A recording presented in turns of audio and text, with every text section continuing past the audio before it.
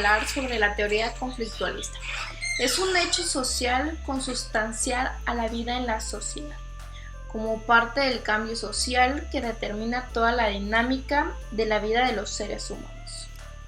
La teoría conflictualista se divide en dos teorías. La teoría marxista, que es el tema predominante es el poder. Sus orígenes son de Alemania, Francia e Inglaterra a mediados del siglo XIX. Sus autores son Karl Marx y Federico Engels. El enfoque son la lucha de las clases sociales. El aspecto económico es determinante. El conflicto es considerado como el motor de cambio y el avance del cambio. La segunda teoría es la teoría sociológica liberal. El tema predominante es el poder con diferente enfoque. Sus orígenes son Alemania, Europa, Estados Unidos en el siglo XX. Sus pioneros son George Smail, Ralph Dahrendorf y George. El enfoque son las luchas de los grupos sociales. Los conflictos tienen que ver con la cultura, el género, la religión, etc. Los tipos de conflictos son 4. Los conflictos latentes, los conflictos interpersonales, los conflictos internos de grupos y los conflictos interorganizacionales.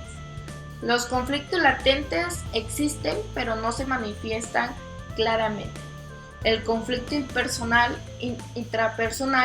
se relaciona con los valores, la cultura y la circunstancia de las personas. Los conflictos internos de grupos son entre equipos o entre departamentos. Los conflictos interorganizacionales se presentan dentro de las organizaciones. Las causas de los conflictos pueden ser las condiciones estructurales, las incoherentes al poder, incorporativas del valor, incorporativas de la necesidad, incompatibilidad científica, ideología, inherentes al ser humano, inherentes a las relaciones interpersonales. Un ejemplo de un conflicto puede ser el de Adán y Eva en el paraíso terrenal, cuando Adán percibe que es tentado por su compañera y no desea comer el fruto del árbol de la ciencia del bien y del mal. Sin embargo, Eva deseaba que Adán comiera del fruto que estaba prohibido. Definitivamente sus intereses eran opuestos, lo cual pudo generar cierto nivel de desavenencia. Y fue ahí pues donde, al no haber interés mutuo, provocó un conflicto. Pues este es mi tema. Los dejo con mi compañera Génesis Capistrán, quien hablará de los dos últimos temas que corresponden a nuestro trabajo. Espero haya tenido una buena explicación y nos vemos pronto y muchas gracias por su atención.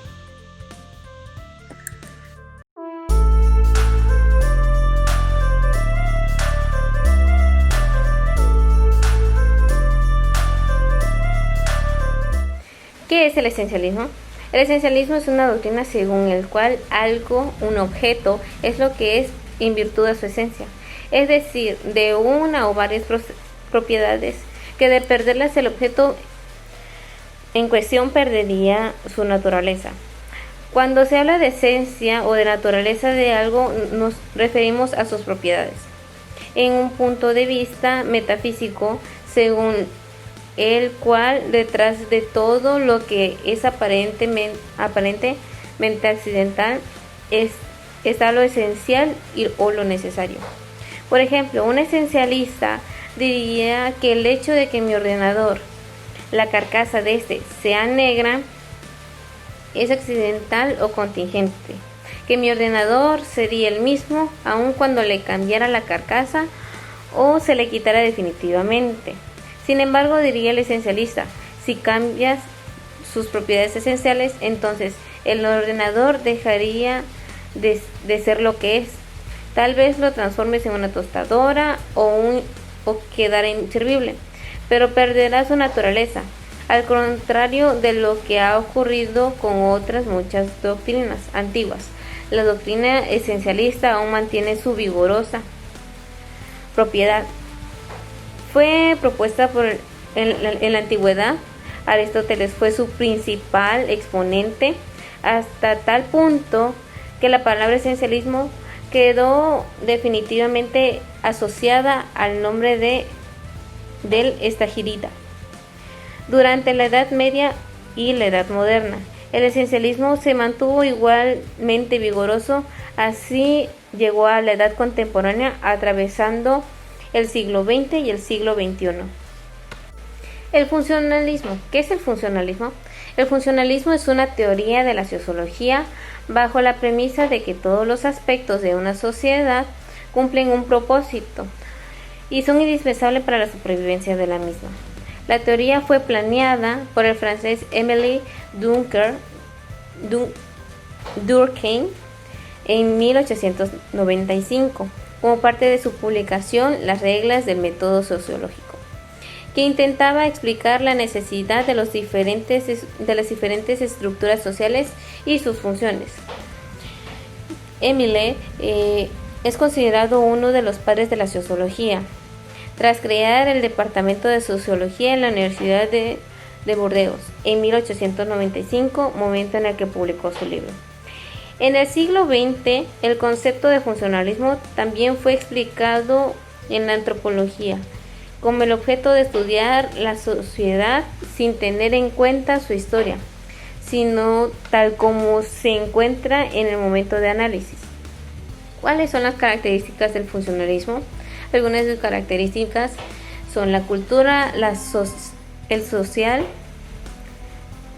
y el de personalidad.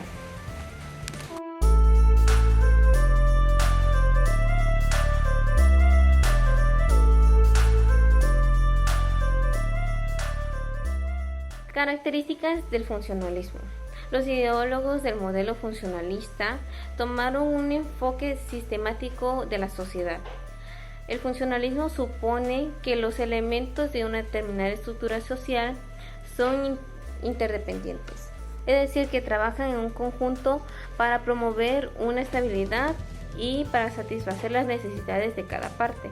Se distinguen en tres elementos o subsistemas en todas las estructuras sociales: la cultura, el social y el de personalidad. La cultura corresponde al conjunto de las normas, valores, lenguaje y símbolos compartidos.